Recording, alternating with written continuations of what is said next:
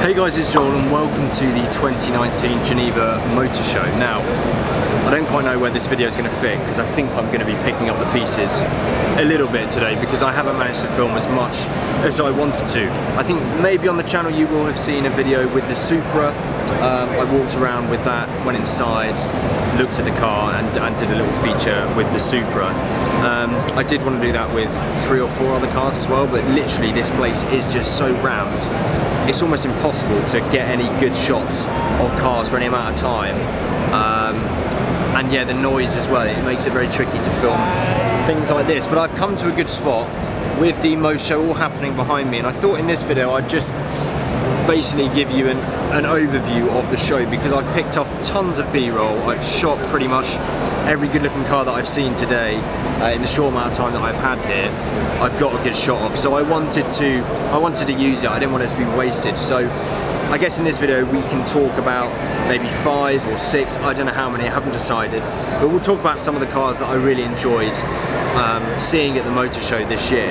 Just first though, I wanted to give sort of a quick idea to you guys who may have never visited before about the sort of logistics of coming here.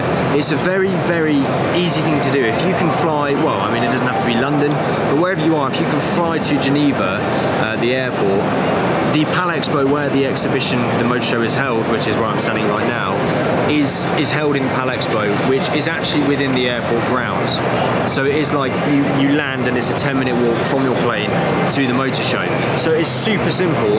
It means that today I've flown in at about 10 AM, walked to the Motorshow, and it's just approaching 3 PM and I'll be heading back over to the airport and flying back to London. So you can do it all in the space of a day. And yeah, it costs like 16 Swiss francs to get in, which is about 12, 13 quid. And yeah, I mean literally every single manufacturer under the sun that you can imagine, with all of the cars' doors open, you can play around. I've sat in countless things today, it's been fantastic.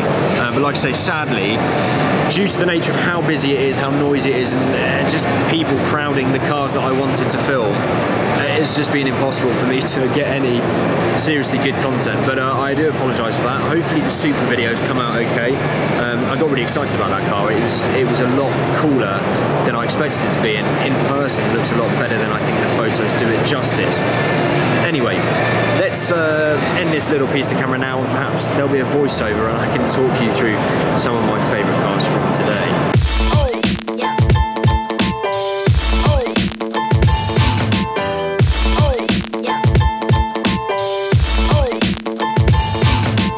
Kicking it off then, the first stand that actually really intrigued me this year was the Rolls-Royce stand, but more specifically for this video, the Rolls-Royce Cullinan that they had on display was, well, let's just say extremely eye-catching. It was finished in this gold colour, as you can see.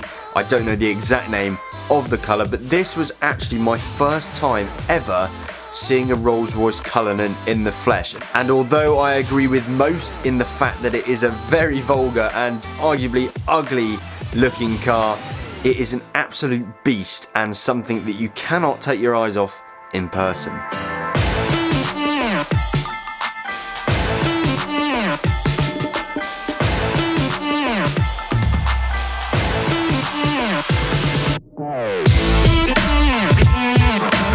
The second car that really caught my eye this year at the Geneva Motorshow is the Toyota Supra. Obviously I made a video with that car exclusively, but I wanted to bring it into this video as well because it really did pleasantly surprise me. I couldn't stop looking at it and I actually really want one.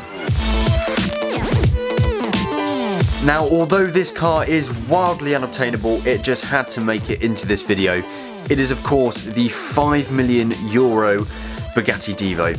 It is a piece of art, and like I say, although wildly unattainable, most of us watching this video, and including myself, will probably never even sit in one, let alone drive one or experience one on the road. It is unbelievable to look at. I have to say, in person it is a real privilege to see, and yeah, you know, if I do in the future get to see one on the road, my eyes will be glued.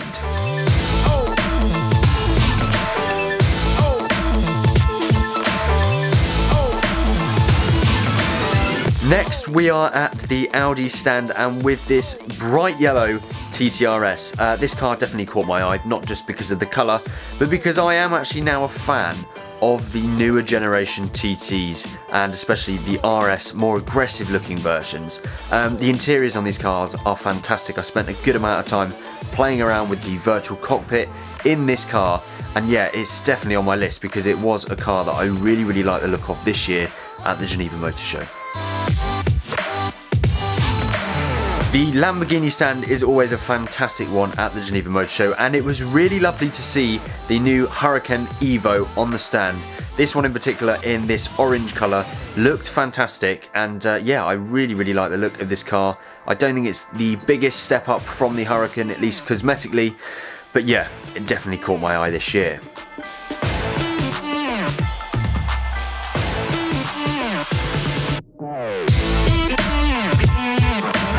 And I bet you thought I'd forgotten, but let's be honest, this would not be a proper It's Joel's video if I didn't mention the new Z4 at the Geneva Motorshow. And this one in particular, in the frozen metallic colour, looked absolutely fantastic. I really enjoyed seeing this car again. It looks much better in this grey colour than the blue one I saw at BMW's HQ in Farnborough earlier in the year. And like I say, yeah, fantastic to see the Z4, and of course I had to mention it in this video.